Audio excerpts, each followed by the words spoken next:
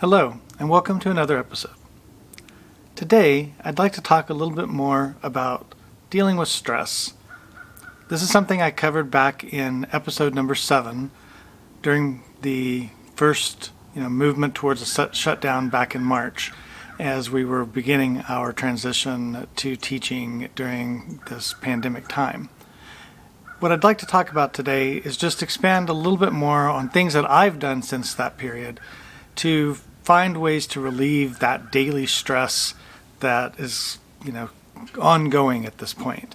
Obviously, the stress is going to change throughout the times, peaking in periods of social unrest, political situations, all of that on top of, the ongoing pandemic issues. Early summer when we had the protest following the death of George Floyd, that was a particularly stressful time for many of us. Now we have the elections, which are happening within the next month. That is also another stressful period of time. And this is while we still have this pandemic going on. We are trying to do our normal teaching and research, but nothing's normal right now. So we need to think about how we're going to deal with the stresses that we're going, whether there's, those are high points of that or the lower points. There's always stress right now, more so than normal. And so what I would like to share with you today is just a few of the things I've been doing to deal with those stresses.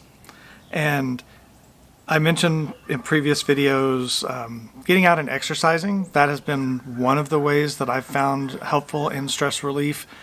The ability to go out, take your mind off of things, or in my case, sometimes I think through things while I'm doing the exercising. But it's still, obviously exercise is good for your health. That's good for stress relief.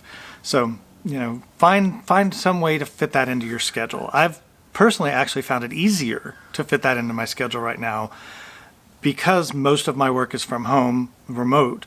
And so I have the flexibility that I didn't have when I was going to the office, for an 8 to 5 day. I've got flexibility to get up, go do some of my work, go exercise for an hour, come back, work some more, have my meals, and then work a little bit in the evening if that schedule works better for me. You just need to find what works best for you and see if you can find some ways. Obviously, keeping healthy is going to be important, but also use that as a particular method to try to reduce your stresses.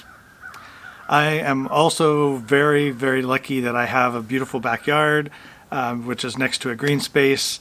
You can probably hear some of the birds on this recording. So getting outside, sitting out here, sometimes I'll do that with my camera and my binoculars and try to catch some of the birds. Other times it's just come out for 30 minutes, 45 minutes after a meal and sit and read. So just coming out, relaxing, finding time for that. You just have to, if you have to schedule breaks, schedule your own breaks, but do what you can to make that work for you. Because if you just go nonstop, you get more stressed and your productivity is not going to be good. Your health is not going to be good. Your mental health is not going to be good. So those are all things that you have to keep in mind when you're looking at your daily schedule. Are you scheduling some time in there to de-stress a little bit? So some of the other things that I do in that de-stressing time is I try to find time to read fiction. For me, that's a relaxing. I'm a particular fan of science fiction and fantasy.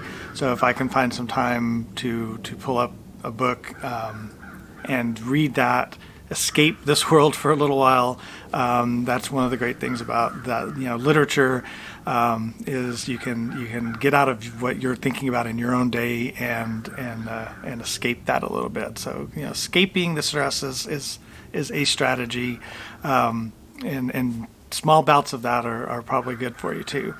Another thing that I've found recently that is helpful or useful to me is watch something on TV that's uplifting or comedic, right? There's you can kind of get into this cycle of watching the news, watching what's the latest thing that's happened, and break that a little bit. Go watch something that makes you laugh. Use that to, laughter is a great reducer of stress, a great way to relieve some of that stress. So go find something that makes you laugh, or go watch something that touches you, something that's uplifting. There's different types of shows that maybe look at people or show, other people helping people. Those I've found are also nice breaks. They're a nice break from the stress of our current world. And of course our current work life, which is, the added work that we have to do as we try to address how do we teach during a pandemic is definitely, added to the burden of our daily workloads. The one other piece of advice I have on kind of escaping the stress is be thoughtful on your social media and how you're using it. I have, like many of us and many of you, have gotten into the habit of, when things are particularly going poorly in the world, of what many people call doom scrolling. Like you're constantly scrolling the social media to see what's happened, what's the latest horrible thing that's happening in our world. Just make yourself take a break from that.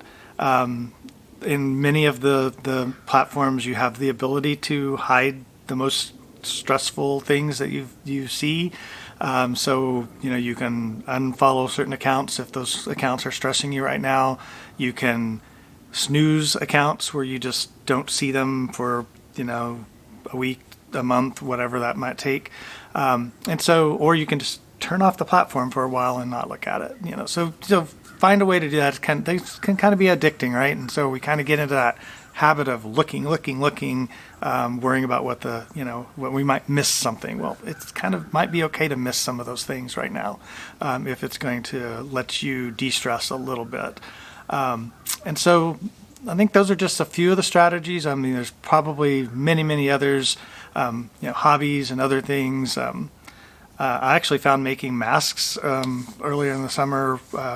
Got a sewing machine and started making some masks. That was actually a de-stressful thing for me. I felt like I was doing something useful. I got to make some masks that I liked. And it was a relatively, non-cognitive process. I didn't have to think a lot while I was doing them. And so that let me kind of just focus on doing something versus thinking about all these things that were stressing me. So there's a million things you can do that you might find as de-stressing in terms of hobbies or activities, whether those are physical activities or mental activities, spending time with family and friends, in whatever way you can do that right now, given the physical distancing and other restrictions we have on doing certain types of activities. But find the things that work for you and do them. Don't say I'm too busy and then let your stress build to a point where it's unhealthy or is actually really affecting your ability to do the things you need to be doing. All right. That's this week's episode. One last note is I'm probably going to continue doing this about every 2 weeks. I was doing it every week. This one, there's a gap of 2 weeks from the last one, and I'll probably stick to something around a 2-week schedule from now forward and see how that works out. And that'll be another thing to de-stress me a little bit, so I don't have to worry about trying to do this weekly, but still be able to produce some videos of content that I hope you find useful in helping you with your teaching during this pandemic. So thank you again for watching, and I will see you soon.